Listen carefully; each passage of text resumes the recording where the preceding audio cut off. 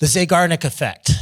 Zygarnik noticed, this is a researcher, noticed that waiters in a cafe easily remembered unpaid orders, but quickly forgot them once the bill was closed. This phenomenon was tested in controlled experiments where participants were asked to complete a series of tasks, puzzles, crafts, math problems, shape arrangements. Some tasks were allowed to be completed and others were interrupted mid-process. Later, the participants were asked to recall which tasks they worked on. Participants remembered unfinished tasks significantly more often than completed ones. The brain kept active memory traces for the unresolved work. Think about perio quizzes or biochemistry, your first biochemistry exam, right? You had so much information. I wasn't a science major, so when I got to dental school, that first 2 years was rough, man. It was like, I took like basic bio, basic chem, basic physics, and calculus. And that's what I took to get into dental school. And I was like, oh, you're a biochemical engineering major? Cool. We're gonna take this biochem class. And they're like, dude, I learned this, 5 times over in undergrad. This is child's play for me. But for me, all this stuff was really, really tough. So I'm cramming all this information into my brain. And I realized that as soon as the test was over, 2 days later, I couldn't recall anything. What happened there, now that I realized what happened, was that I actually closed the loop, right? The whole main reason for cramming all this information into my brain was to take this exam. Once this exam was taken, I released it from my brain. So I was no longer worried about memorizing the biochemical structures. So I released that from my brain. Not so good for national boards, but it's a good thing that we don't need biochemistry to cut teeth. But that I realized that is what was happening. So many times when we have an open loop, that becomes cognitive residue. And that becomes taxing on our overall memory. So follow-up research confirmed that vague or floating tasks produce the strongest mental tension. Documentation or closure releases cognitive pressure. So our brains treat unfinished work like an open file.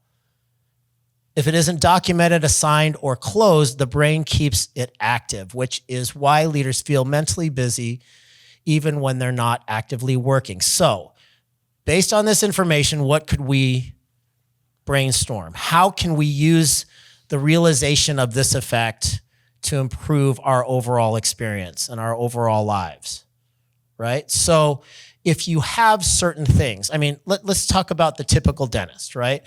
So, maybe you're doing a build out. So you're in one location, you're doing a build out. You got 3 toddlers at home. You have hygiene fighting with the office manager. You have your bank account that's getting a little bit low. You have your anniversary coming up, right? So you're responsible for setting all that up. You have a kid's birthday party. All of these things are floating around in your head. All of these things are open loops. All of these things need priority. Are we going to eliminate any of them? No. We need to structure our lives so that we have certain people and certain systems and certain processes that take the place of our own 100% attention to this. So you guys that have personal assistants, some of you have mastered delegation. And anything that comes out that you've done the time journaling exercise, anything less than $1,000, you're delegating that out, and you have a number of different people that you're delegating to. For finances, I'm delegating to this person. For personal stuff, I'm delegating to this person. For practice related stuff, I'm delegating to my office manager within the office. If it's human resources, it's office manager. If it's clinical director. So that all of that is a number of different slots that you are utilizing in order to offload some of these tasks from your own personal self. So based on this, we know that once things are delegated and there's a process in place for said task, then we're allowed to let it mentally go. It's physiologically proven. It's research proven right here. So what systems are you lacking right now? If you are that some version of that doctor that I just talked about, and you're feeling the O word, you're feeling overwhelmed because you have so many things that you're personally responsible for.